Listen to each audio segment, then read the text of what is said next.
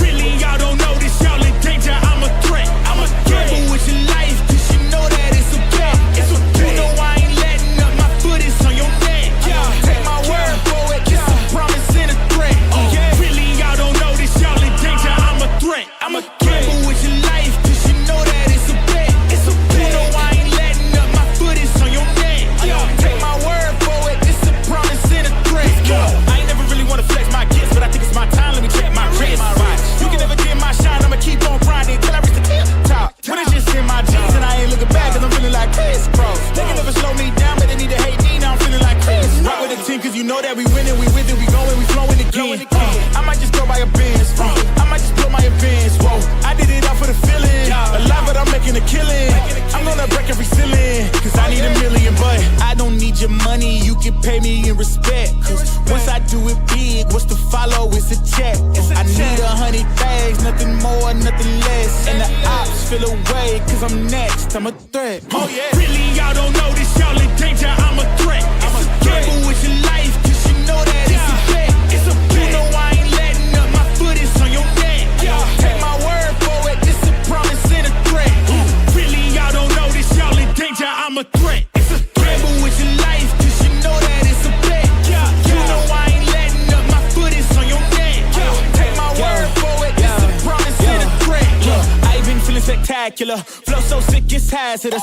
Y'all still suck like Dracula. Sip this beat, let's back it up. And I don't care about critics cause they talk too much, and I know that I gotta keep on grinding, finding myself. I ain't gonna stop until I know I had enough. Mama, I made it, I know that they see me. I'm popping these bottles just like I'm a genie. I'm glad that you made me get all in my DNA. I'm up my chips like I'm working for Frito-Lay, and bet it bag on myself. I don't do this for my health. Every threat is a champion. Got the title, need a belt. I don't need your money, you can pay me.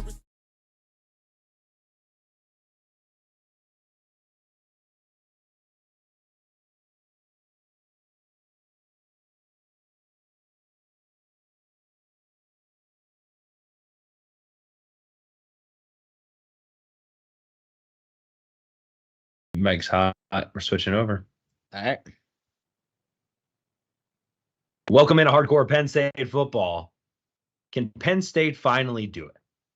Another massive opportunity in front of the Nittany Lions with Michigan coming to town. Win, and their playoff hopes are still alive. Lose, and potentially yet another 10-2 season for James Franklin and company. The boys are here. Let's break down this matchup in just 1 second. Thank you for being here. Please make sure to like the video and subscribe on YouTube. If you haven't already, please subscribe if you're listening on podcast.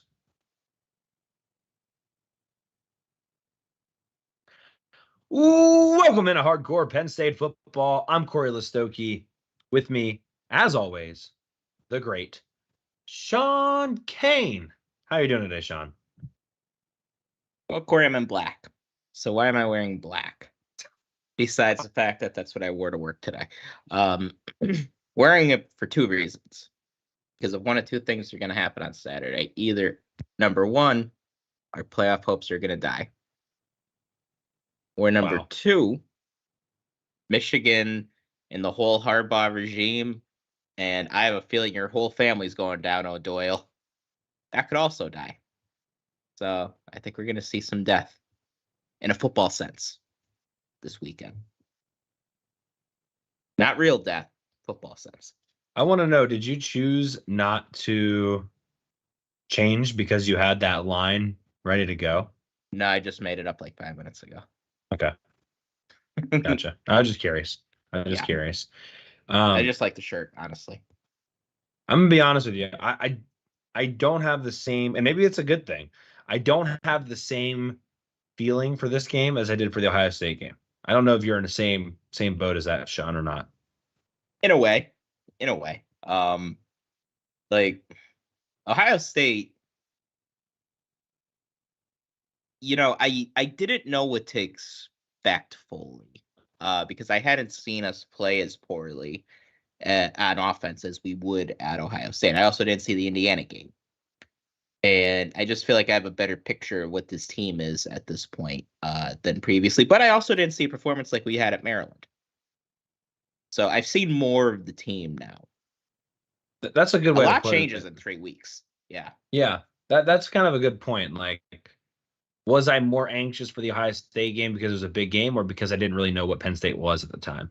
And I think we do know now what Penn State is.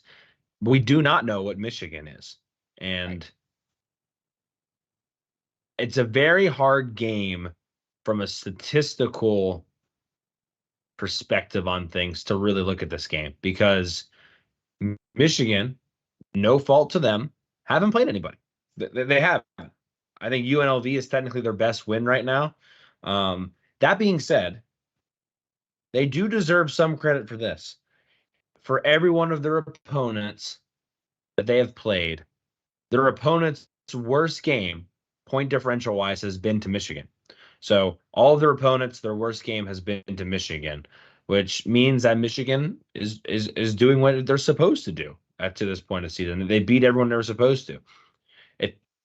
The stove turns up quite a bit from this point on. They got Penn State, they got whatever's left of Maryland, and then they have Ohio State. So for what everything it wasn't in October, things will be for Michigan in November. And they do have the Buckeyes at home. But I mean, Sean, just like right now, I don't know a lot about previewing this game because I just don't know what to expect from Michigan. You can look back at last year, but even like last year's team is pretty different than this year's team. Michigan folk will tell you that this year's team's better. I don't know if I would necessarily agree with that to this point, and I'll maybe talk about that in a second. But Sean, like when you first started looking at this game, like what were your initial thoughts? Well, I mean, you look at for every team we play, I'm sure Cory has a ritual too. You look at the stats, how they stack up against everybody else, and their defensive numbers are astronomical. Like they're surrendering less than a touchdown a game. And even if you're playing a soft schedule, which Michigan has, that's still super freaking impressive to only be giving up that much.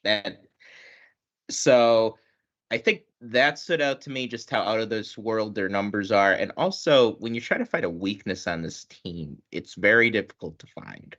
And part of that is a product of who they've played, of course.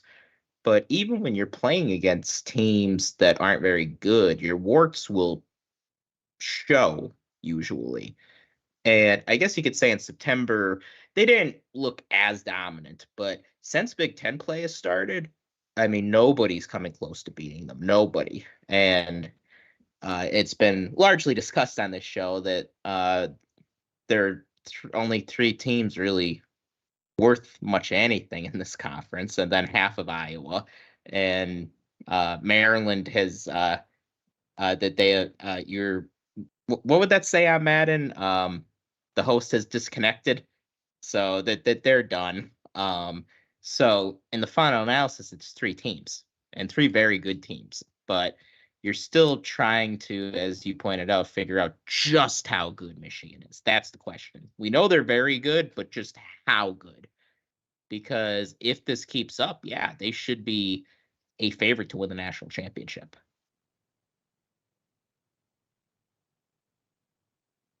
Do you agree with, so, you talk about their defense there. I do think their defense is better than last year's defense. I don't think they really lost that much. I think they're better defensively. Offensively, I don't. Well, the stats say they're not as good of a run team, and I agree with that. I don't think their offensive line is as good either. Roman Wilson, solid receiver on the outside. Cornelius Johnson, okay. Tight end Loveland is solid, but nothing crazy there either. They still have Corum. They still have Edwards. In a way, Edwards to me has kind of been what Nick Singleton was so far too. Like neither of them have really impressed the way they're supposed to. So when I began to look at this game, I'm like, okay, Penn State got destroyed on the ground last year. Is that going to happen again? Well, first indication says no. Penn State's run defense was really good last year, still really good this year. Michigan's run offense, at least coming in, not been able to do that versus really bad teams. Part of that, to be fair, teams have decided we're going to stop the run and see if JJ can beat them. And he has. And he's actually thrown the ball quite a bit. But I heard some things that Michigan folks said this week that made me think it was things that we said going into the Ohio State game. Like, okay, they haven't had to show it yet. They haven't had to throw the ball, is what we said about Drew Aller and Penn State.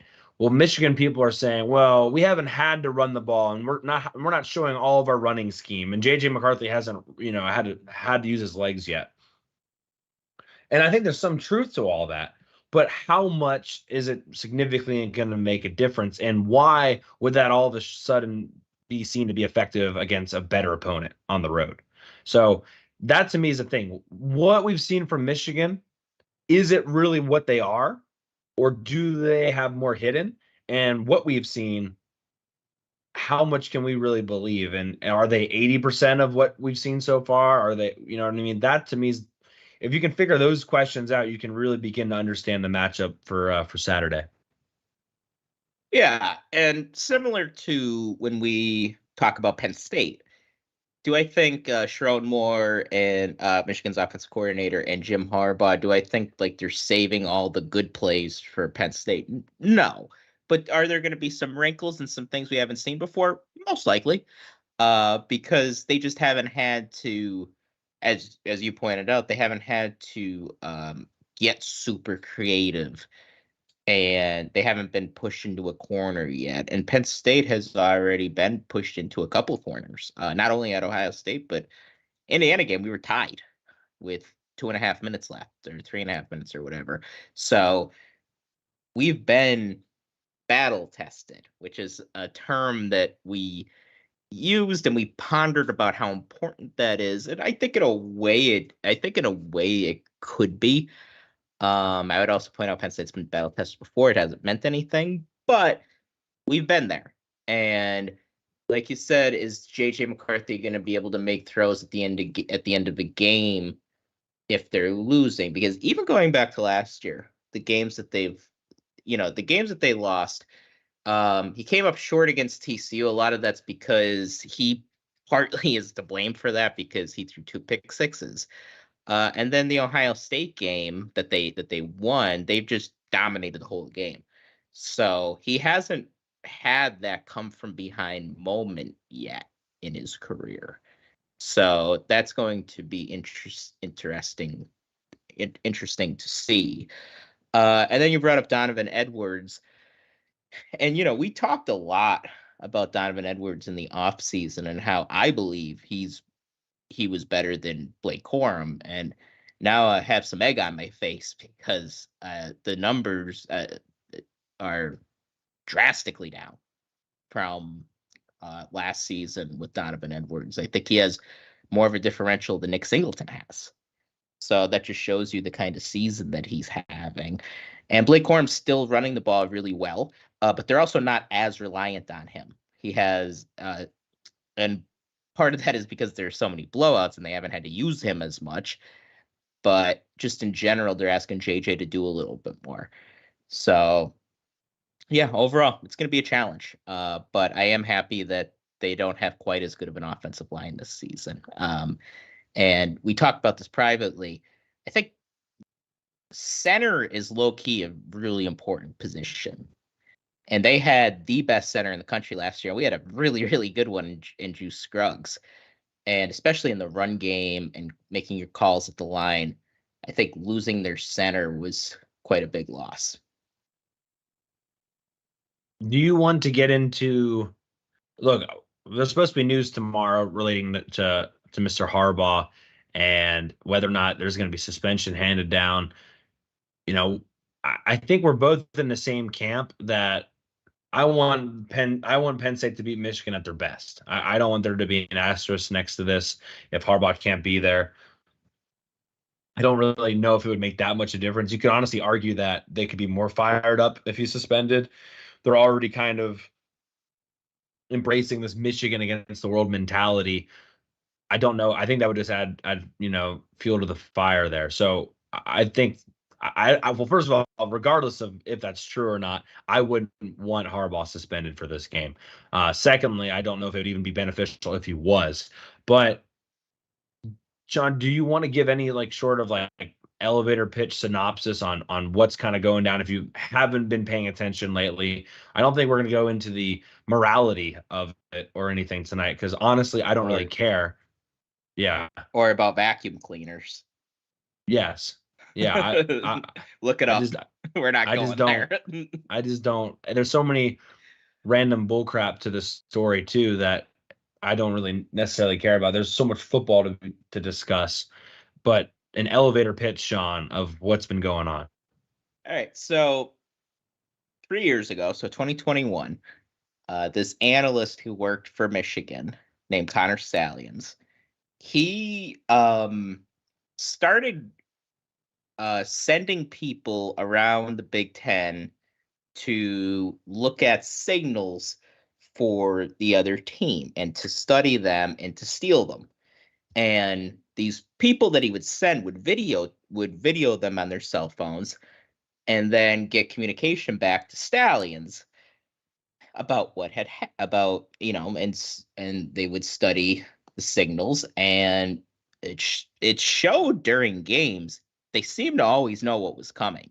Now, you might say, I thought signal stealing is legal. It is. But what is illegal is to, number one, do in-person scouting. You're not allowed to do that since the mid-90s.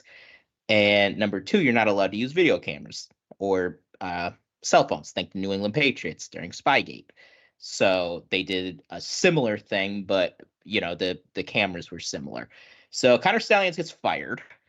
And now the question is, how much did everybody know about it? And that's still unclear.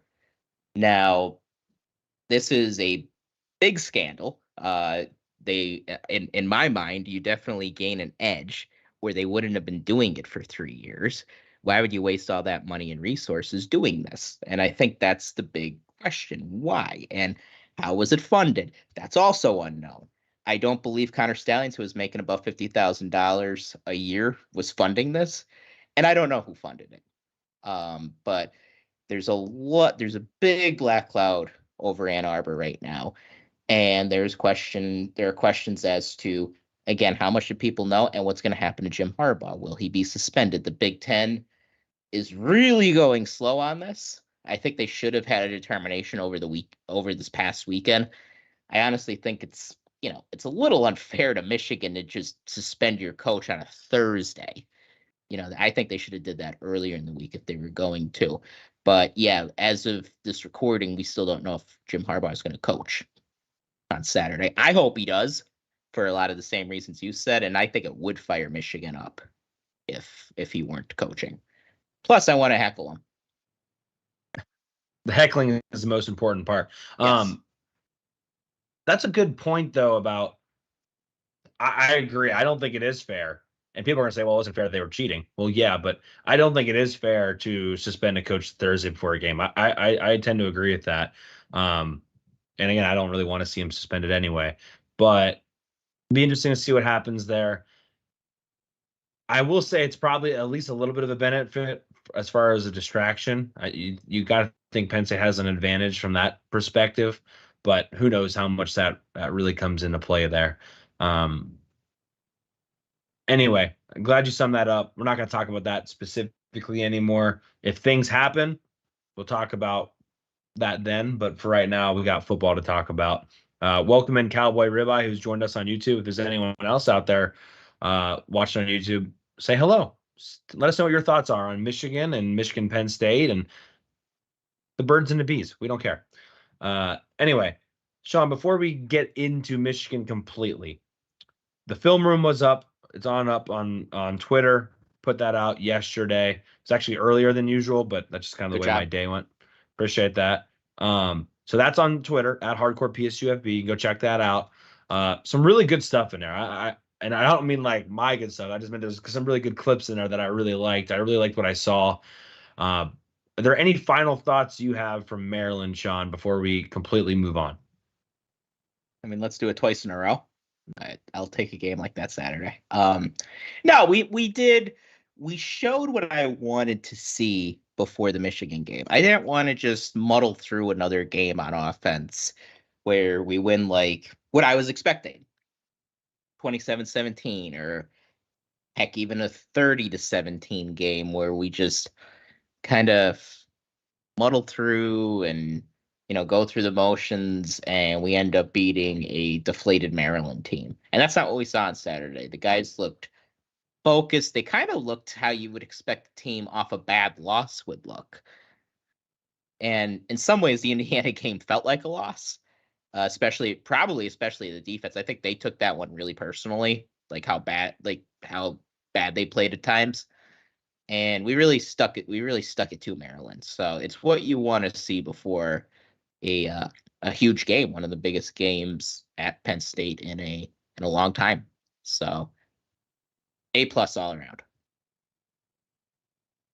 I want to get back to the point you just said about like a one of the bigger games in a long time, because I have a point on that I want to make. But yeah, 100%, right? Like you needed to see something from the offense before Michigan. Otherwise, I don't think the bold predictions and score predictions would take very long tonight, Sean. I feel like if the offense looked like it looked against Ohio State, against Indiana, and also Maryland, I think we would be able to wrap up our score predictions about 5 seconds tonight. But they did show life, and they do have momentum heading into this game, and that does change things. College football momentum is such an important part of this, and they were able to capture that. The defense was able to right the ship. Drew Aller, young guy, has momentum and has 2 more games under his belt with chemistry with the receivers. We literally called the episode last week on Monday, Dante's Awakening, for a reason, because we valued how important that was to have Dante Cephas become part of the equation. So that's all good. I don't know if I have any other specific notes. I just want to reiterate again that the offense, they spread them out sometimes, but they still ran a lot of 12 personnel, even had the tight ends. I mean, it was the same offense with the same plays, just run better. Again, better confidence, better ball placement was the difference there. If I could tell anyone to take anything out of it, it was that Drew Aller was really willing to throw the ball over the middle. And at sometimes those guys were just as open as they were against Ohio State. And that to me gets frustrating, because there's no reason why he couldn't make those turns. I know from a physical standpoint, he had the capability of making those throws in the Ohio State game, and that just didn't happen. But he has the ability. I don't think anybody can now look at Drew Aller and say he doesn't have the tools to be successful. I know a lot of people weren't saying that from the get-go, but you can't doubt that anymore. Is he 100% there from knowing the playbook and from a confidence perspective? I don't know. But the physical tools, he has all those. And I don't think anybody can question that. The accuracy, he stuck it on a lot of those guys. Right shoulder or right in their hands, whatever the case may be. He showed the ability to throw the out route on the far side of the field again. His footwork looked better. I mean, it was a reclamation of his skills compared to what we saw in Ohio State. So from that perspective, I think Penn State fans should be pretty happy about that. But just looking at the film, looking at all the plays, I was like, yeah, it wasn't just the big ones. It was the small ones too. Yeah. And, he just had more confidence. It's not like we didn't take the deep shot. Well, we did, but we didn't convert on any of the deep shots. But he was playing within the offense, and it was throwing balls into tighter windows, and like you said, ball placement. And when people think of having a big arm, sometimes they think of like throwing the ball 60 yards from your knee. Not necessarily. Where it helps to have a big arm, yes, of course, to be able to take the deep throw. But being able to fit it into a really tight window when there's not much space. And that's just something we hadn't been seeing with Drew really since the West Virginia, maybe even the Delaware game. We just hadn't seen it, especially on the road. And now that he has that back, it looks like,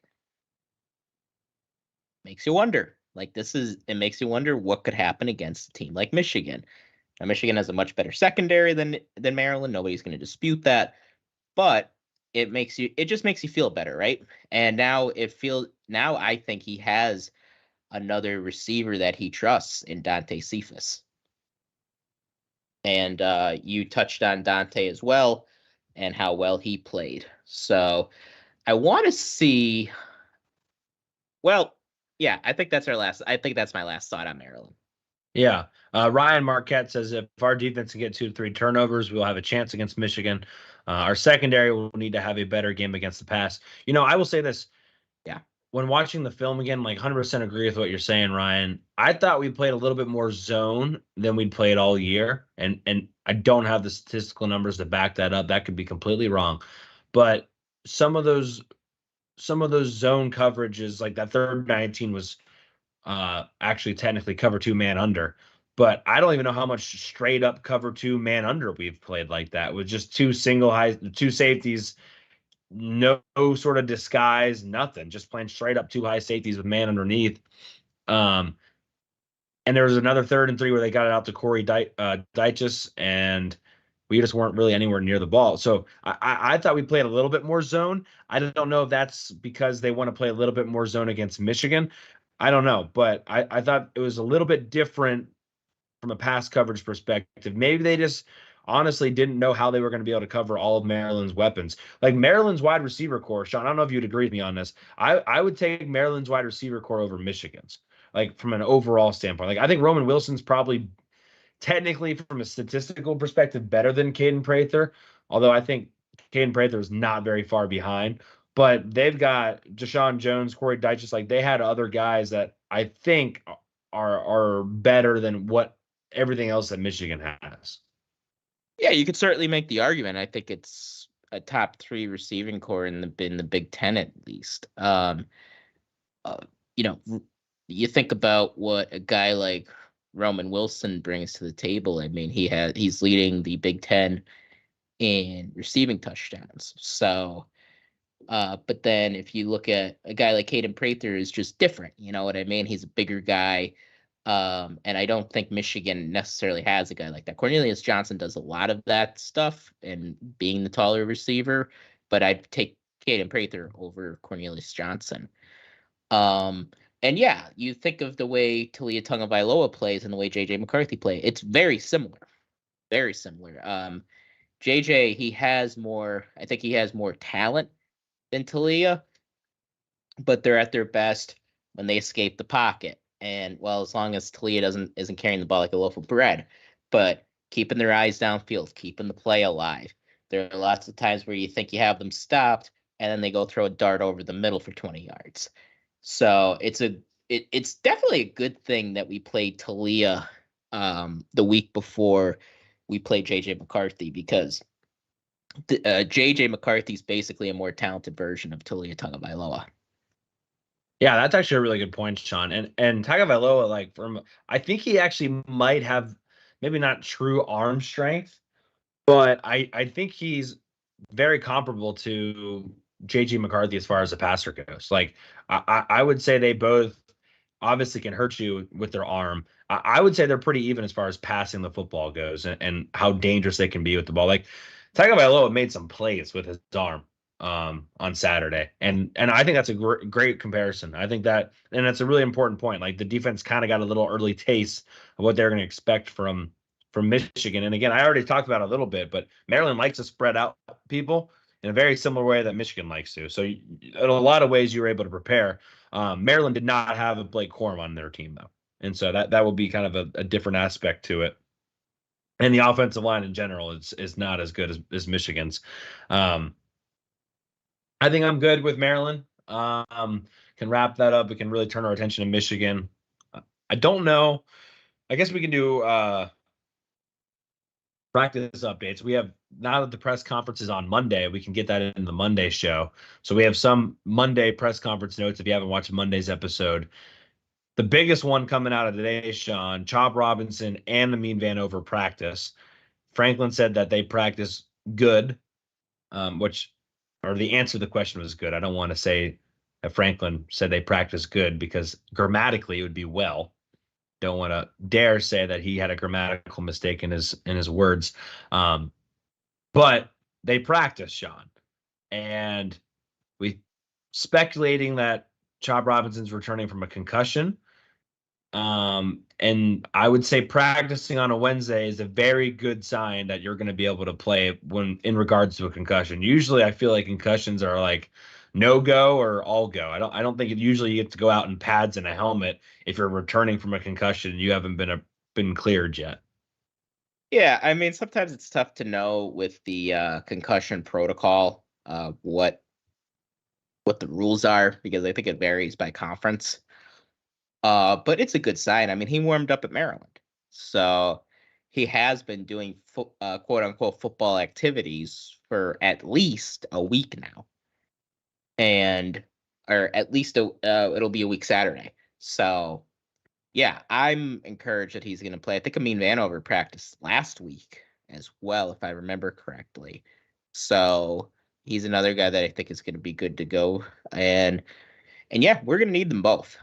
This is going to be an all hands on deck type game. And I don't think that's too big of a surprise. We're going to need everybody. You know, I swear this would be the worst luck in Penn State history if Chop Robinson isn't able to go on Saturday, and basically you didn't have Chop Robinson, arguably one of your best players on defense, if not your best player on defense, for more than a half of football against Ohio State and then all of Michigan.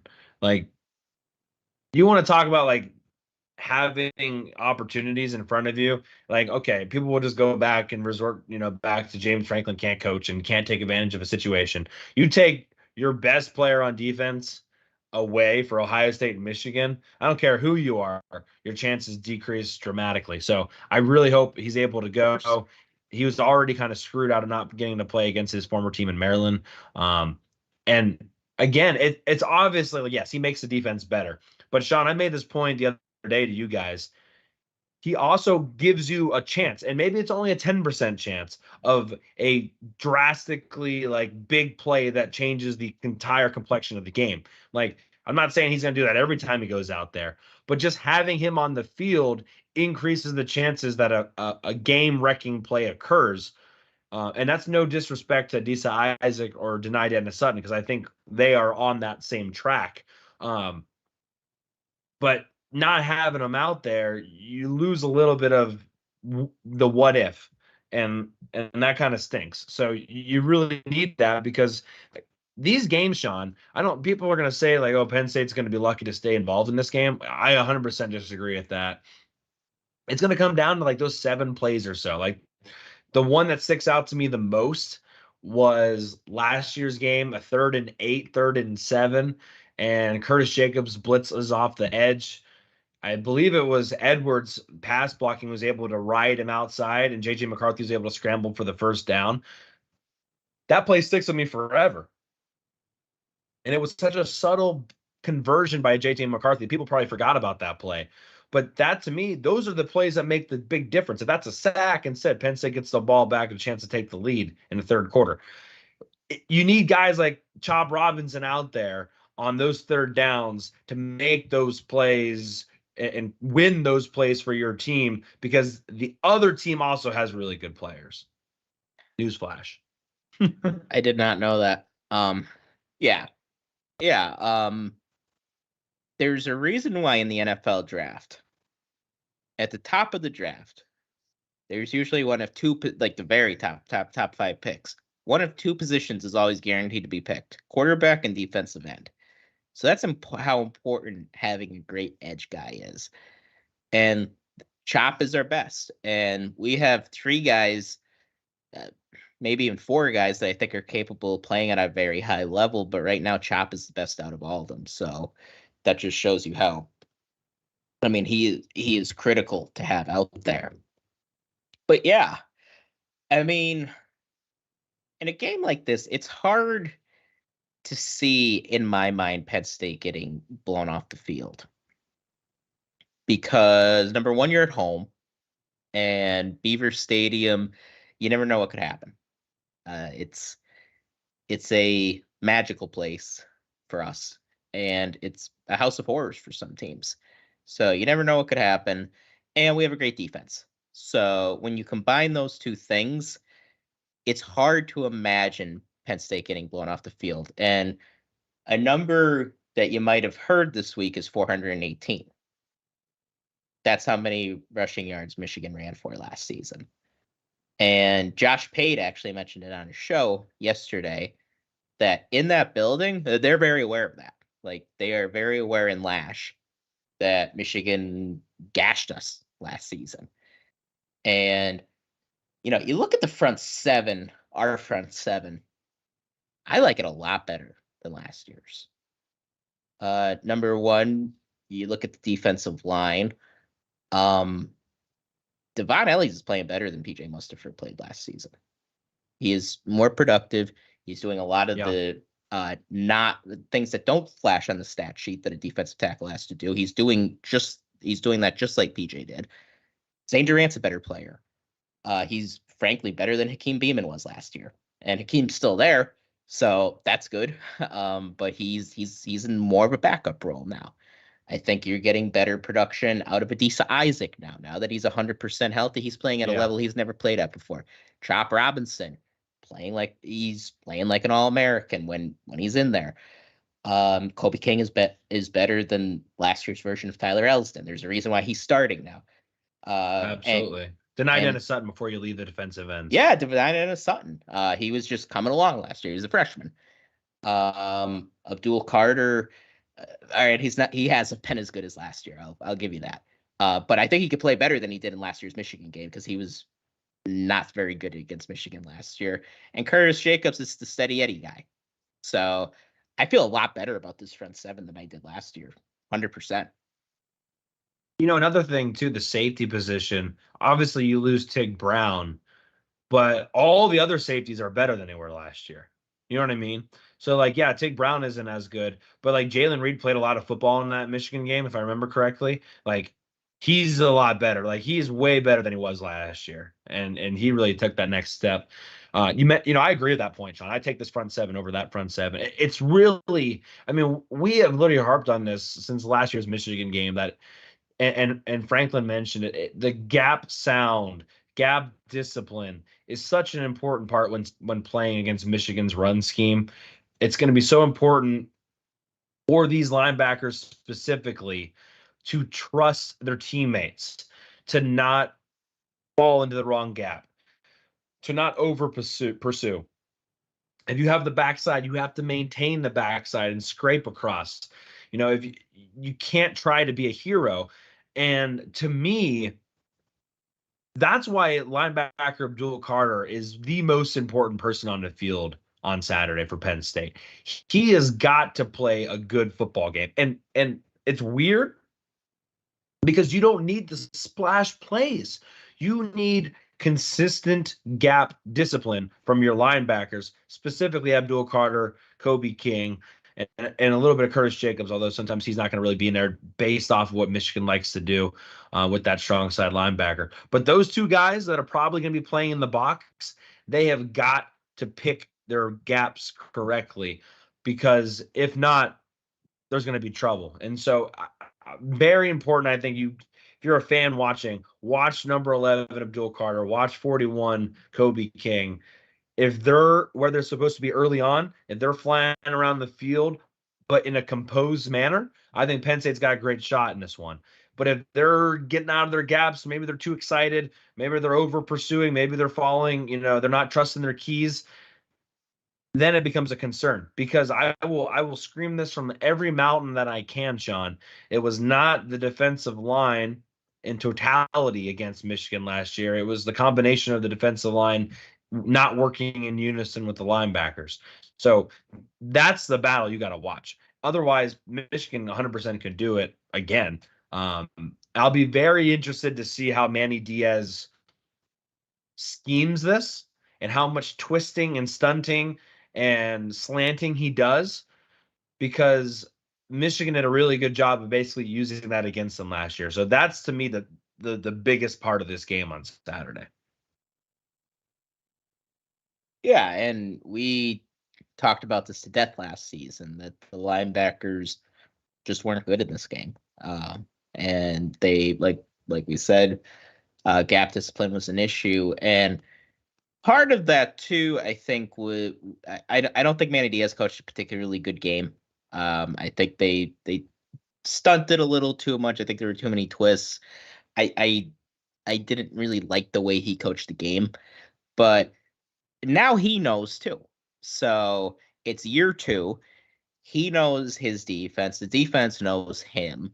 So I just think that they're a lot more comfortable with each other now in this second year. And I mean, going into the Michigan game last season, our defense was good, but they weren't this crazy good. And obviously, there are guys I miss from last year's defense. Of course, he missed a Joey Porter Jr. Of course, he missed a Jair Brown. But in that front seven, there's really no one that I long for. I mean, I just feel a lot better about this group than I did last year's. I miss PJ's leadership ability. I mean, PJ, like with that, he was unmatched. But as far as just playing every down, I mean, I really, really like this front seven. They're better than I thought they'd be. I was really worried about middle linebacker going into the season, and I'm not so worried anymore about them. Yeah. You want to get into some of the nuts and bolts here? Let's do it. I wasn't able to come up with like a funny thing for one of the fun facts, unfortunately. Just serious notes today. Just serious notes. We're down to business. We're on to Cincinnati. Michigan's won every game this year by 24 plus points, 24 or more. I think the lowest one was literally 24 to Rutgers they won by. So that's not great. You mentioned the points per game that they've allowed on defense already, 6.7. Penn State scores a touchdown, and the extra point's good. They will have scored more points than Michigan has allowed on average this season, which is just, it's incredible. So they deserve a lot of respect for that. Scoring offense, 40.7 points per game. They're putting up a lot of points as well. Their starters aren't playing a lot either in the fourth quarter. So, yeah, they're good at that point. The turnover margin, Sean, is one thing I wanted to mention. They're +9. But, and I don't know if this is an interesting stat or not. You can tell me if this means anything. Maybe I'm into the tea leaves a little too much here. If you look at the games against teams in the FBS that have a winning record, which they've played 5 of those so far, though the turnover margin for all those games combined is only +2. So, yeah, +9 is incredible, but a lot of that is coming against some of the inferior opponents that they've faced. +2 is still very good, still positive, but that's more down to earth, normal than say what we've seen elsewhere. So I wanted to give that some context. Sean, do you think that's just me looking into it too much, or is there anything there? A little bit, and you, in a way, you have to look at all of these numbers with a grain of salt, because, I mean, a team like Rutgers, for example, I think Rutgers could be really good if they had a quarterback, if they had any functioning quarterback at all. They're a 9 or 10 win team. They probably win that game on Saturday. They probably beat Ohio State. And I think you were at the game during. I think you were at a game when they played Michigan. When Rutgers played Michigan, Rutgers played Michigan really, really well until like the middle or the end of the second quarter, and they needed Wimsatt to make some plays, and he just couldn't do it. So I lost my train of thought. Anyway, yeah, I do think there's some value in that. You look at too, they're one of the only teams in the country. I think they are the only team in the country that's top 5 in both scoring offense and scoring defense. So they score a lot and they don't give a lot up. And from my math challenge friends out there, you're going to win a lot of games that way, it turns out. Typically. Yeah, that's how it works. They're first in total defense and first in scoring defense. So, yeah, I mean, that defense speaks for itself. And the offense, it's no joke either. And I will point out that, 44th in passing offense, 50th in rushing offense. So those numbers aren't going to blow you away, but it's about putting the ball in the end zone. That's something they do a fantastic job of. And don't forget, a lot of times they're on short fields because defense is causing turnovers. Very, very much like Penn State in that regard. Yes, Penn State has a very good scoring offense. You probably don't even notice it, but they do. I don't know their exact number, but they're up there too. I'll give you these numbers right now. Penn State touchdown percentage in the red zone, 78.72%. Michigan, right behind them at 77.78%. So literally 0.92 difference of a percent between those two on touchdown percentage. Penn State's 7th, Michigan is 9th. In case you're curious there. Also red zone. Yeah. I can show you the defensive numbers here real quick, too, if you're curious, on the opposite side of the spectrum for the defense in the red zone for both of these teams.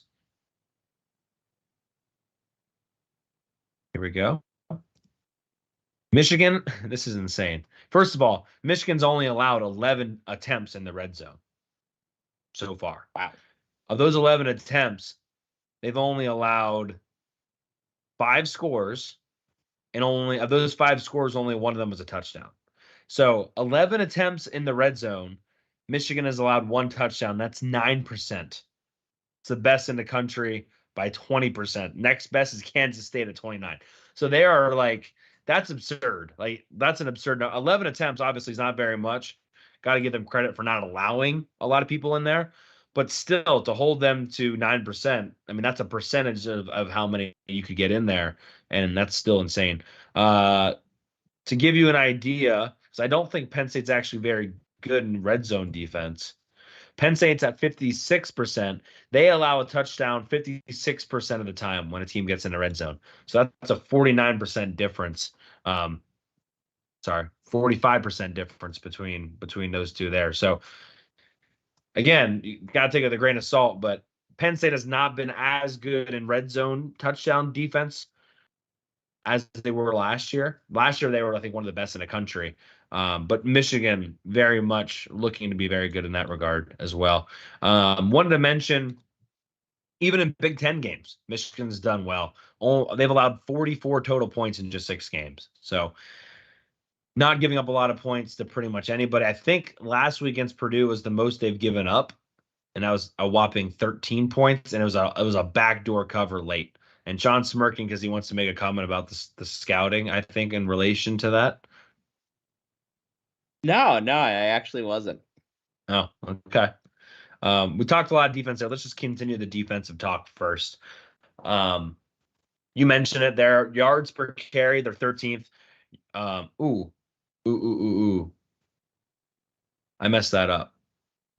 That yards per attempt is their offensive yards per attempt. I don't know what I put on this guy. Yeah, I messed that up. So that yards per carry allowed is correct. They had 3.04 yards per carry is 13th best. However, their yards per attempt allowed is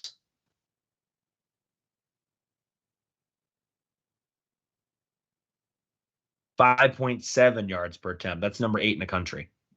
So basically, they're top 15 in both yards per carry allowed and yards per attempt allowed. And Penn State, not a very good yards per attempt team if you're into those things, if you're curious, Sean. Yeah, I mean, ultimately, I care more about scoring and totals. But yeah, all these numbers tell a story. I mean, and they all come into it. One of the things that Penn State has a clear advantage in, if you're looking for that, is sacks. And now we talked about this last episode too. Cory mentioned it. Penn State's number 1 in sacks. So, yay us. Michigan is all the way down, 42nd in the country. They have 22 sacks to our 38 sacks. So, Penn State doing a better job getting the quarterback. And I've seen a Michigan team get to the college football playoff basically because they had 2 of the top 5 to 10 defensive ends in the country. So being able to put the quarterback on the ground, that will be one of our keys to winning this game, is being able to sack J.J. McCarthy. And it's something we did all right with Kyle McCord. I mean, we didn't sack him. I think we only sacked him twice. So we're going to need more of that, but hopefully we have a healthy Chop for the whole game. Don't you just think, like, maybe I'm wrong, but I just feel like the game is going to be won or lost by the defense. I know the offense is going to have to find a way to score points. I don't think we're going to sit here and expect them to score more than, and I think the defense is going to have to help them out. But, like, I don't think overall Penn State is going to probably put up more than like 25 realistically. And so it's like, can the defense give them short fields? Can they maybe manufacture a touchdown on their own? Can a special teams play help them out? I think they're good enough to beat Michigan, but like the defense is going to have to win and dominate. And so, like, we talked about how important gap discipline is. In addition to that, like, Sean, don't you think like the defensive ends just have to win on Saturday? Like, just have to cause the same havoc that Aiden Hutchinson and man, I can't remember his name. David Ajabo? Yes. Don't you think that you need almost that level of havoc in order to just completely run the Michigan offense amok? Yeah, I mean, in a lot of these games, it comes down to your edge guys, as well as I mean, they're in some ways just as, if not more important than your quarterback, and being able to make their quarterback uncomfortable. And on the flip side, your offensive tackles, who for us have been very, very good all year, making your quarterback comfortable is the hang in the pocket. And that's something that I don't think our offensive line did that great of a job at Ohio State. I don't think they were bad necessarily. We've seen bad offensive line play, but I was hoping they'd be better. I was hoping that there'd be more clean pockets for Drew. But I think in the end, though, Corey, I think these are two great defenses. And in a way, it's going to be a wash. And it's going to be about how you're going to make plays on offense and being able to make just a few more plays than that other offense. Being who do you I think a lot of, like, when we come to predictions, who do you trust more? Do you trust J.J. McCarthy more than you trust Drew Aller? Do you trust their running backs more than our running backs? Do you trust our offensive line more than theirs? Do you trust their receivers more than ours? I think that's what it's going to come down to in my mind. Let me flip that since we're just to wrap up defense. Which defense do you trust more to not let that exact thing happen, right? Which defense can limit those things? I'll be honest with you, I'm a little bit nervous about the Penn State defense because they can from time to time get gashed. We saw against Indiana. We saw against Ohio State. Does that concern you a little bit that if you're looking to minimize damage, like, look, Penn State's going to have a TFL on Saturday. Place is going to go crazy. It's going to be second and long, third and long. Everyone's going to be happy. But are those plays going to outnumber the explosive plays that Michigan's going to have? And realistically, like, how many explosive plays can the defense give up? They gave up 2 to Indiana, 3 kind of, 3 to Indiana, and they barely beat Indiana because of that. How many realistically can Penn State's defense give up? Yeah, and that's another good question. Because last year, obviously, we gave up too many. But we were, with a team like Michigan, it's so important to keep them off schedule. And they are in so many, like, I watched some of the Purdue game. There are a lot of other games on, but I did watch some of their game with Purdue. Feels like every series, 2nd and 3, 2nd and 2, 2nd and 4. So they're getting 6 to 8 yards every first down. And that just makes everything so much easier. Where if Penn State could come out TFL 2nd and 12, incomplete pass, then it's 3rd and 12. Crowd gets into it. Everybody starts going crazy. And that could be a big difference. Like, think of it this way too, Corey. This particular defense Penn State has, if they get a lead, they typically sit on it. And they could smell blood in the water. And they start teeing off. And I'm not so sure it's going to be like a 10-point game either way where they're going to be able to do that like super comfortably.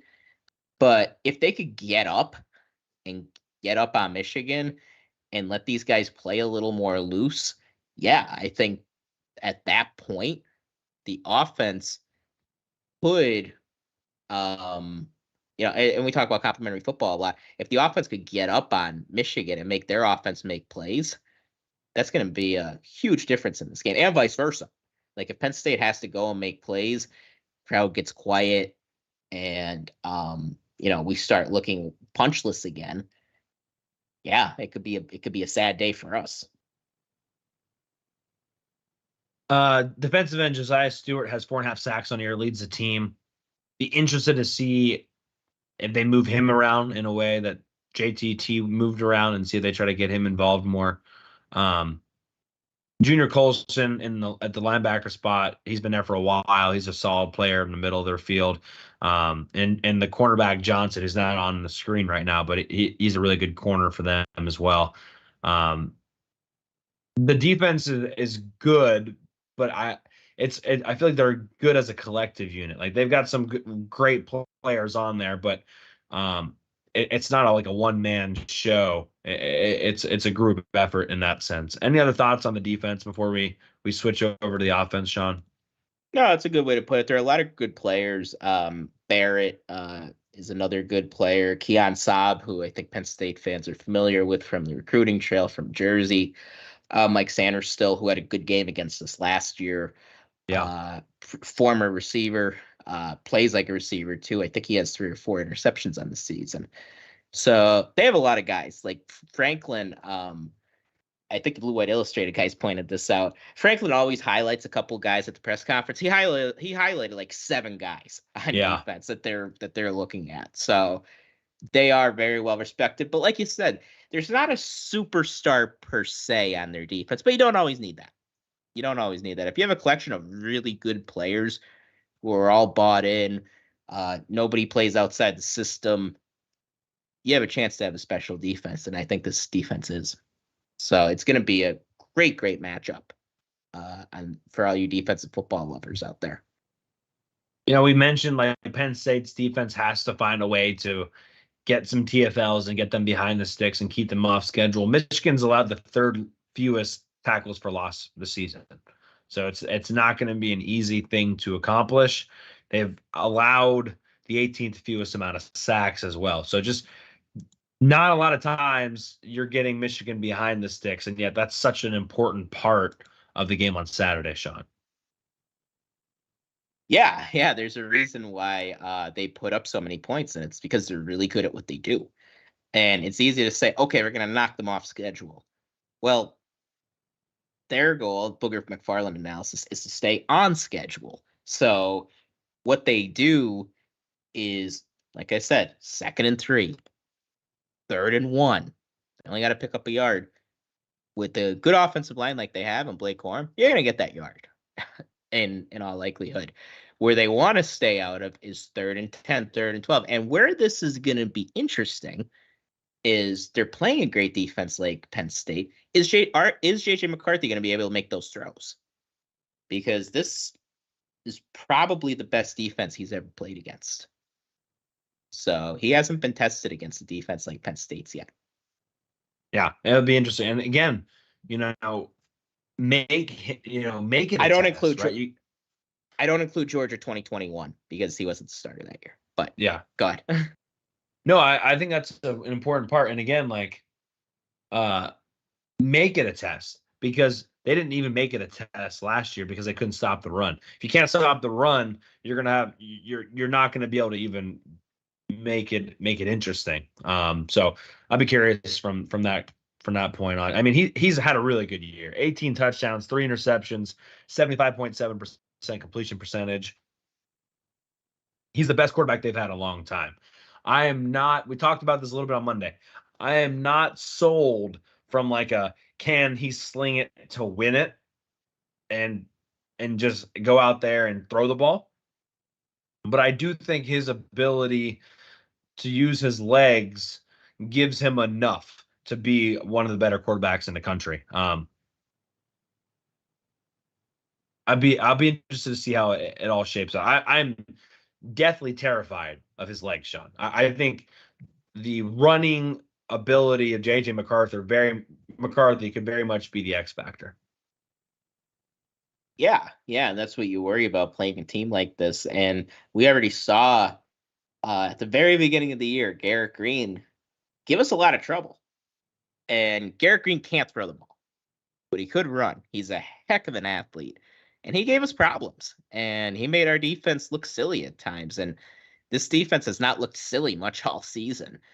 And they really didn't do a very good job of containing him. Now, it's week 1.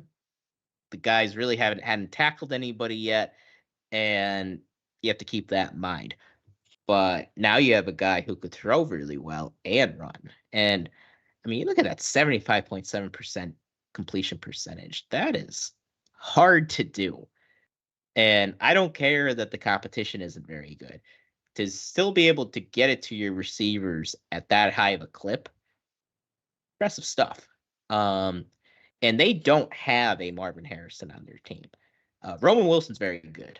10 touchdowns on only 36 catches. So almost a third of his catches are for touchdowns. So it's not great having when he gets the ball.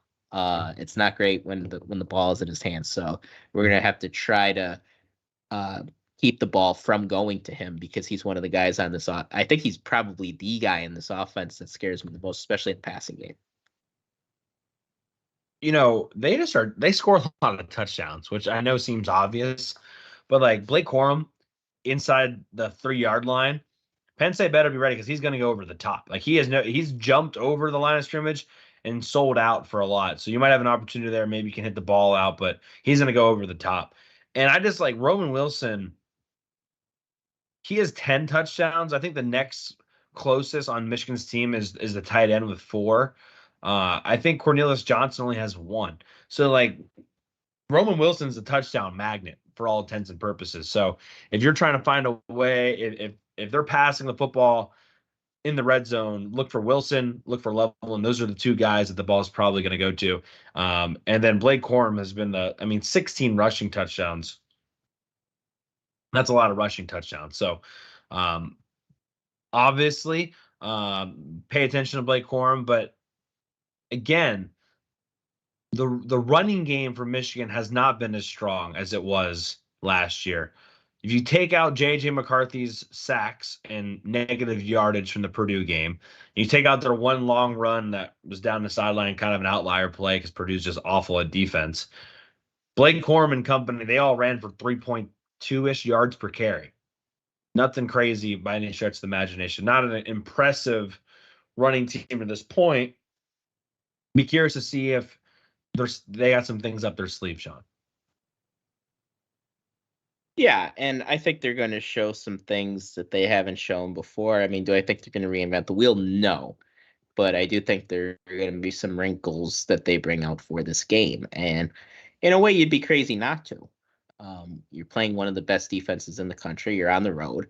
So you're going to have to go into your bag of tricks a little bit. And you can't coach the game scared to make a mistake. And they're going to have something to prove. And with all, I know we said we weren't going to get into this, but with all the smoke going around at their program, I mean, you hear that when you're in the building. You hear the outside noise. It's the biggest story maybe in sports right now. And you have people wondering, how good are you? Or was it all just because of cheating? And that's when you're as good as Michigan is, you're going to take that personally. And I think McCarthy and Corum and Roman Wilson, all these guys, they're going to want to show like, yeah, we're just this good and we're going to go kick Penn State's ass. Yeah. Yeah, that makes me a little bit nervous too. There's no question about it. No fan questions today, Sean. I'm going to open the door to YouTube for approximately a minute. If somebody would throw a question on YouTube, maybe we'll answer real quick.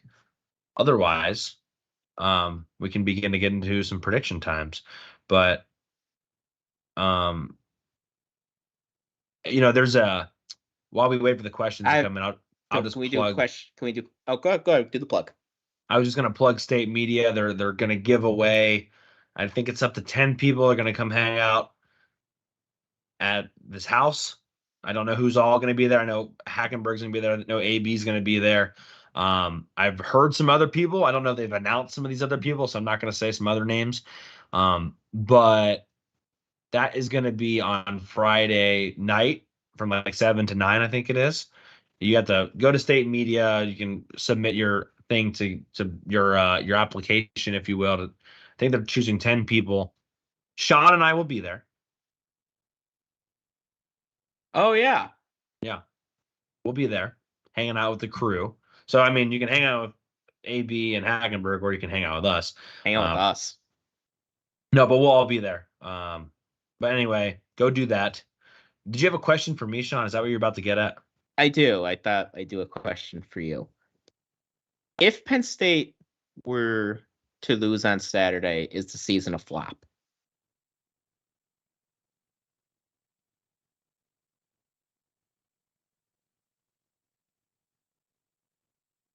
If Penn State loses on Saturday,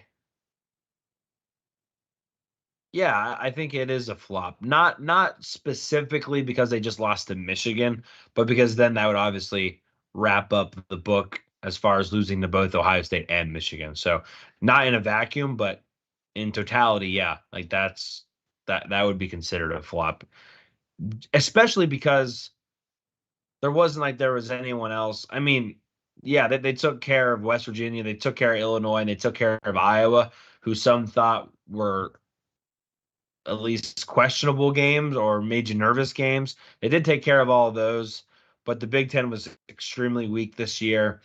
No moral victories in that sense. And in a way, with the defense that Penn State has, I think it'd be a pretty big missed opportunity. So yes, I mean the name of this episode tonight is Last Chance.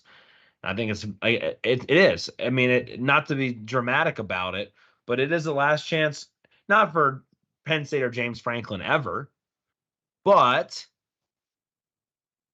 it is the last chance for 2023, in my opinion. They might go and play in a New Year's Six Bowl, and I think there are important implications to winning that.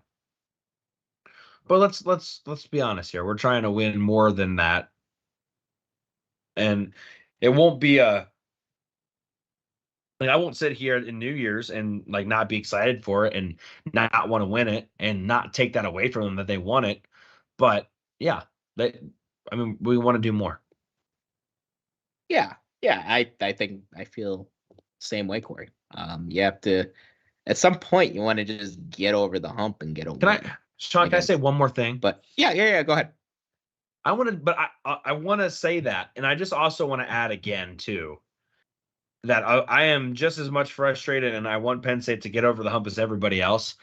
But also just know that like just now Penn State's getting to the level realistically to compete with the Ohio States and the Michigans of the world. Like, yes, I know in 2017 they had a good team, not from an offensive line perspective or really from the trenches perspective, but from the talent perspective. But they're just now getting there from a depth perspective to compete year in and year out. And I understand it's like, okay, now we have to do it because now we have the same talent or roughly the same talent. Like Michigan and Penn State, from a talent perspective, it's a push from a recruiting rankings perspective. So I get the urgency to now get it done. But I would just say, just because you're now capable of competing with them on a year in and year out basis doesn't mean you're going to beat them every year. Now, I am just as frustrated they haven't been able to get it done so far this year and obviously not last year. And I think that frustration is warranted. But, I mean, you're not – just because you're now at the same level as those teams doesn't mean you're now going to win every time. And I know that's not what you want to hear, but unfortunately it's the truth. Now, not winning any of the time is not acceptable, but we're just now really getting to where Penn State can truly be competitive against the best of the best. Penn State really wasn't there game in and game out until maybe last year and definitely this year. Yeah, I'll talk about the first thing you said. It's tough this year because we don't have a USC on the schedule where you could say, well, we went out to USC and beat the pants off them. We don't have Washington. There's not an Oregon. There's not a even a UCLA. I would love to play UCLA this year. They're a solid top 25 team. I guess you could say Iowa is, but I think UCLA would wipe the floor with Iowa. And you just don't have that on the schedule. Do I think it would be a flop? Yeah. I mean, you'd be disappointed. And I think there's a frustration with James Franklin among the fan base that he doesn't win games he's not supposed to. And you do see coaches that do that are able to win games they're quote unquote not supposed to win. James Franklin is not one of those. Now, he's very good at, and I don't mean this as a backhanded compliment, he's good at beating the teams he's supposed to beat. And there's something to be said for that because there are some coaches that could beat the teams that they're not supposed to beat, but then they lose to crappy teams.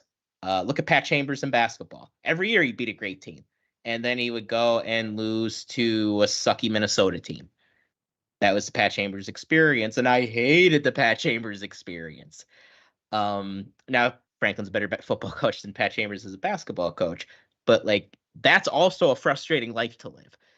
And you just feel like Franklin is close, but he's forever in purgatory. And it's tough. It's frustrating as a fan that it feels like, especially when you look at wins and losses against Ohio State, we're right where we were in 2017. But Cory is correct. From a depth perspective, we are better than we were in especially 2018 through 2021. No question about it. And I think it's a fun thought experiment, and I want to see as the year goes on, 2023 versus 2017, who wins which Penn State team, because I still don't know. I'd probably lean 17. I think Cory would disagree with me on this, but it would be a very, very close game and a really fun game to watch, I think. But in the final analysis, you're at the same. You're winning the same amount of games. Probably, yeah. The 2016 and 2017 teams were masked so much by good quarterback play, of generational running back, and NFL talent at wide receiver and tight end. Like, didn't really know how great those guys were at the time in relation to like now. They had some phenomenal players on that team, and it masked some of the other issues that they had. Like that those teams did not have a 4-minute offense. Couldn't have a 4-minute offense. Nope. I mean, if they had a 4-minute offense, they win the national championship. I mean, just straight up. And they couldn't run the ball if they had to consistently to save their lives. And that, to me, this is why I just keep going back to it. If you can't do that in the trenches, are you really like, yeah, you're going to beat people because you can have some explosive plays, but consistently for a 12-game season, you got to be able to run the football consistently. And those teams weren't able to do that. But it is an interesting thought experiment because there is a lot of oozing talent at the skill positions. But Penn State is in a way better place from a defensive line and an offensive line perspective. That's no knock on those guys. They had some dogs on the defensive line in 2016 and 2017. But I mean, you rattled off all those guys earlier in the show. There's so much talent right now in defensive line. Like, it's absurd. Like, I look at those guys, Sean, and I'm like, God, he's going to probably play in the NFL for a while. That guy's going to probably play in the NFL for a while. I mean, Jameel Lyons already is looking to be potentially the next best thing. So you got to be excited about that. We did get some fan questions here. Mm-hmm.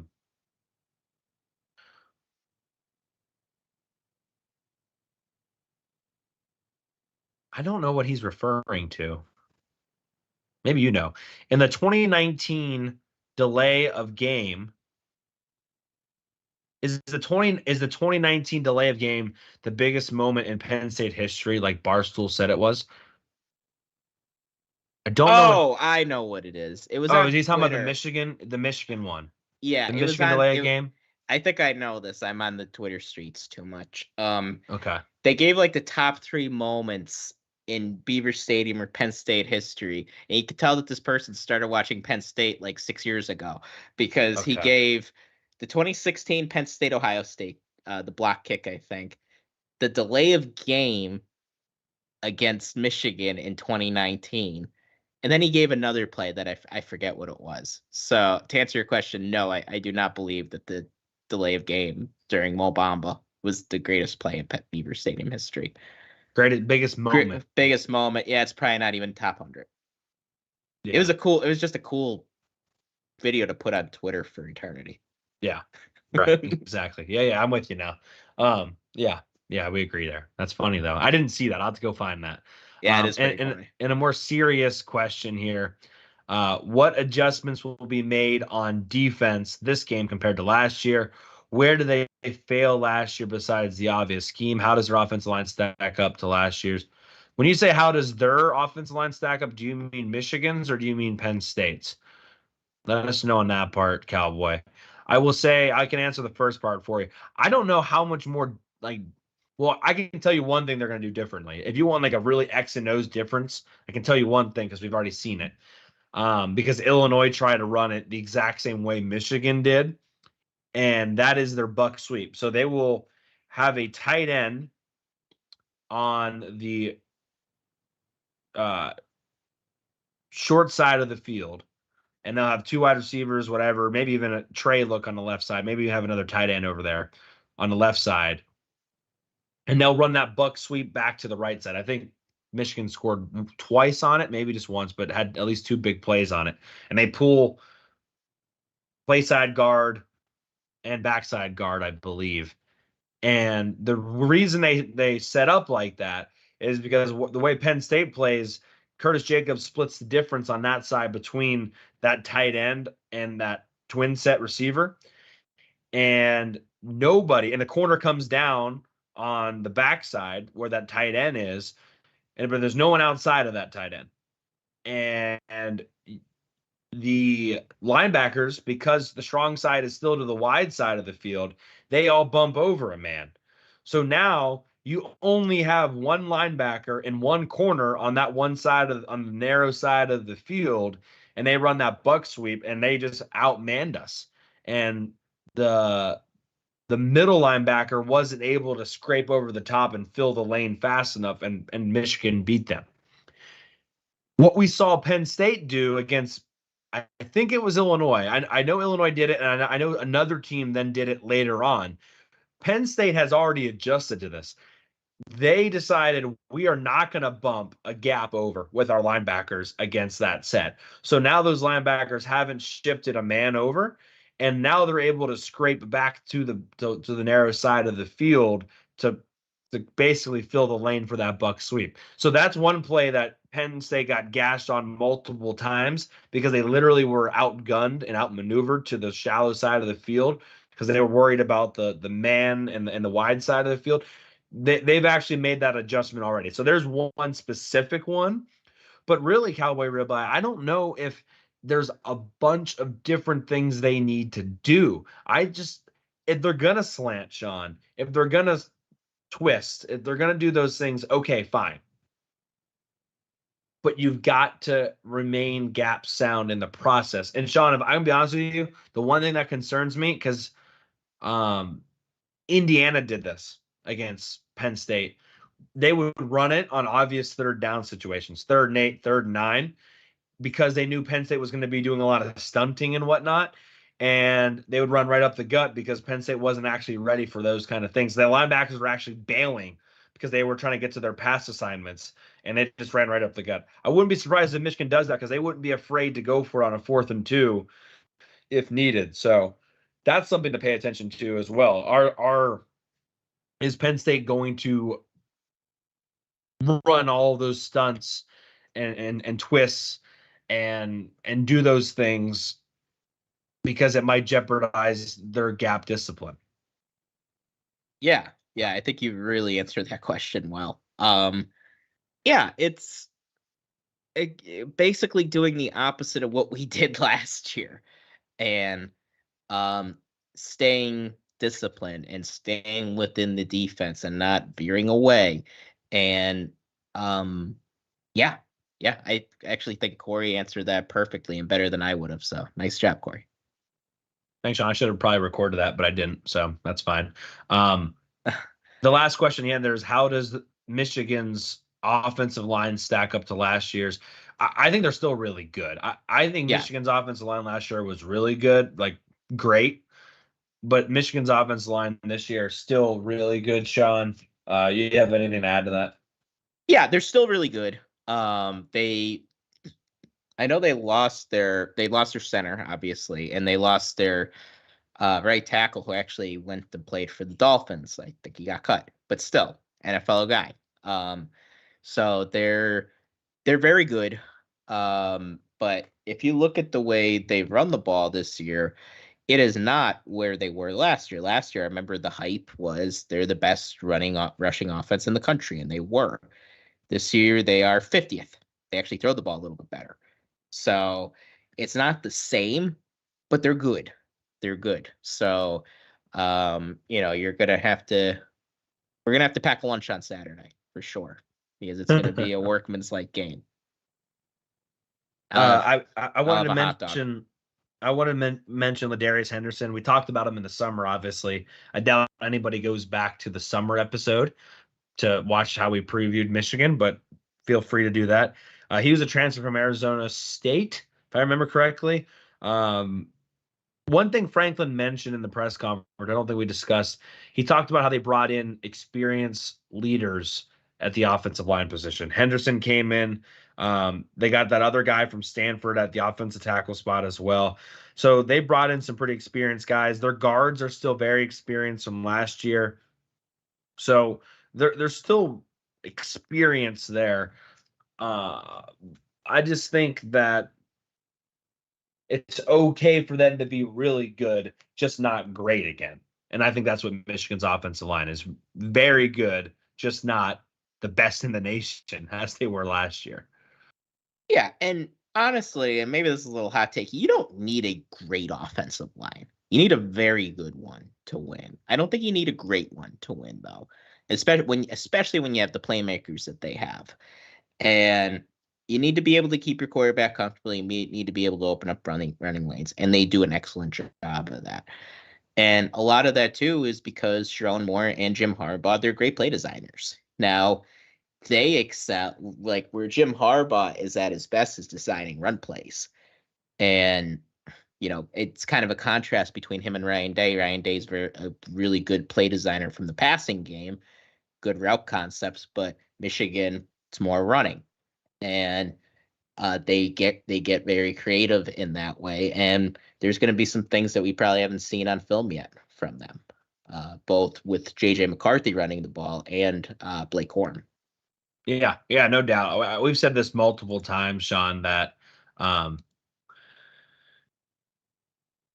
Harbaugh does not probably, he probably got a lot of credit when he's in the NFL. Just remember like the stuff he did with, what's his face, the 49ers. Kaepernick. Yeah, he is excellent play design. Like he basically has not as fast as Kaepernick as McCarthy, but he basically has a Kaepernick-like offense with Michigan. They don't run it as much as they do with Kaepernick, but in a sense, it's a derivative of it. And he's just so good at run blocking schemes. It's incredible. And it's actually a thing of beauty to watch, except for when it's your team. So then it's not as much fun. Sean, bold prediction time. All right. I'll go first. Okay, let me flip you over to the main screen here. All right, bold prediction time. I think that Kane, a guy that I've called out a ton on this show the past couple of weeks, I think he has his best game. And I think he intercepts J.J. McCarthy. So I'm expecting an interception from Kane. And it's his best game of the season. Okay. Easy enough there for Sean. Let me go to my screen here. Sean, you kind of like, I wonder if I should choose a different one now because you kind of took mine. What was my bold prediction last game? 3 turnovers for Talia. I think. TSU 3 takeaways. Nailed TSU that 3 one. takeaway. Yes, you did. Backdoored it. Yeah. Okay. So maybe I'll go something different here. I've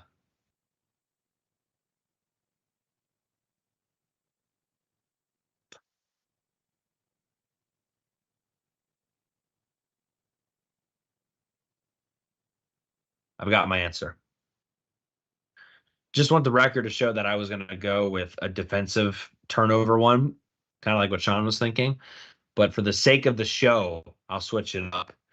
My bold prediction for Saturday is somebody who has not caught a touchdown pass will catch a touchdown pass for Penn State. Do you have a name? I don't want this to be attributed to my actual prediction being correct or not. I want it to stay ambiguous. Oh, wow, you're staying safe. Okay. But I will give you a name to please the crowd. But I don't want it to be held against me. Okay. The safe answer, and the answer I guess I would probably go with, is Trey Wallace. Think he's playing? I don't know. You don't think he's playing? I don't think so, but it would be cool if he did. Okay. If he doesn't play, then I guess I'll go Katron Allen because he also doesn't have one. He doesn't have a passing touchdown this year? Receiving, no.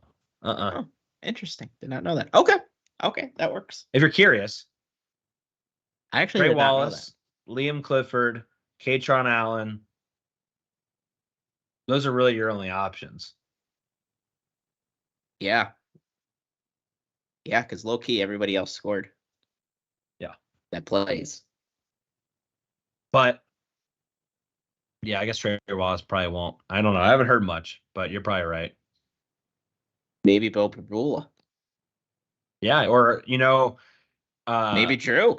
I was going to say, Drew Aller was running a route on that, or, I guess Bo Pabula was running a route on that play. Mm-hmm. It could happen. So, Sean, I'm going to make you go first here. Oh, boy, twice. All right. You went for, yeah, because, I'll go first. Screw you. Okay, screw me. By the way, Cowboy Ribeye says, maybe not. I don't know. I saw number 6. He was catching balls tonight. Oh, okay. Okay, you might know something I don't know, Cowboy. I don't know anything. Yeah. Also, Lionheart said shoulder separations are 4-week minimum. I don't think Trey Wallace plays. I didn't know what the official word was. Lionheart's pretty in the know-how though, so I believe him. But I didn't know the official word there. Sean, I'll go first. Go ahead. Score prediction time. Penn State hosting Michigan. Noon game, stripe out. I am in the blue section, which is fun. I'm excited for that, to be in the blue section. I am in white. Nice to wear a different color for this, to be honest with you. Before the season started, I had Penn State losing to Ohio State. I had them beating Michigan. I said I didn't really care that Penn State matched up better with Ohio State. I don't like when Penn State goes on the road and plays Ohio State. I think Penn State always plays better at home. And I just thought that they would find a way to get it done against Michigan. Even if the matchups weren't the way it was supposed to be. After the Ohio State game and how awful the offense looked, I was like, I'm going to have to see a lot more from the offense to really feel good about it. I don't necessarily know I feel good about the offense going into the Michigan game specifically. I do feel better about the offense against pretty much everybody moving forward. I think they've made some good strides. But I will say this, Sean. Drew Aller is looking a lot more confident. He is looking completely different than he did in the Ohio State game, and that's not just from a statistical perspective. That's not just from a film perspective. That is also from a mojo perspective. And with the defense and the crowd behind them, I don't think Michigan plays their best game. I think Penn State's going to play like they've got nothing to lose. Call it wounded animal mode. Call it last chance to do something. Whatever you want to call it, I don't care. I've got Penn State winning 24-21. All right. I will take that. Do you think we storm the field if we win? I don't think so. You don't think so? I don't know, but I don't think so. I will. Do you think the students would storm? They probably would, wouldn't they? I think they would. Yeah, it's top 5 win. Yeah, I mean, I wouldn't be against it, but I hadn't even thought about that yet, to be honest with you. I've had fleeting thoughts, but that's anyhow, a good thing that you're thinking that way. Yeah. Anyhow, my turn. Yeah, guys. So this is the biggest game at Beaver Stadium. Long time. I mean, the 16 Ohio State game, it didn't feel that big. It felt big. Every whiteout feels big, but it didn't have the same feeling to it because I think most people in the stadium thought we were going to lose and probably lose big. And it ended up being such a huge game. And I think going into the game, this is the biggest that it's felt because it just feels like there's a ton on the line, and there is. So Michigan, in my mind, is one of, if not the most complete teams in the country. I don't see a lot of flaws in their game. I don't see a lot of flaws on offense, and I certainly don't on defense. As I said, I think the defenses are about a wash.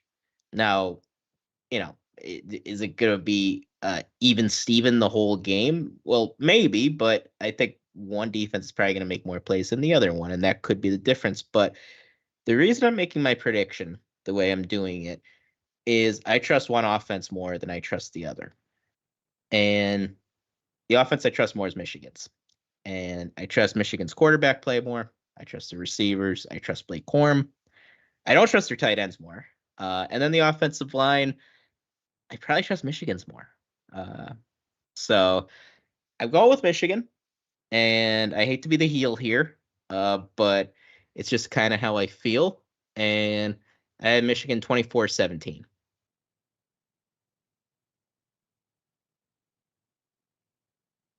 I got it. So please be right, Cory. Yeah, I can do that for you. No worries. I wanted to mention one thing because I wanted to get back to it real quick. I just wanted to say, everyone says like this is the biggest game, but like it's only the biggest game because Penn State didn't like win one of those other ones, right? Like, yeah, that's true. If Penn State wins the 2018 game against Ohio State, like that's the biggest game. If Penn State wins last year against Ohio State, like that's the biggest game. So like I hate that stuff to a certain degree. Like, yes, this is the biggest game because they've failed to do so before, but any of those other opportunities would have been the biggest game. They would have found a way to get it done. So that's the only thing I wanted to mention about that. Yeah, I don't think last year's team, in my mind, I didn't think of that as a real national championship contender. And I certainly didn't feel like 2018 was. I think this team, if they're clicking on all cylinders, they could be. And I just didn't get that same feeling from any of the teams from the past few years.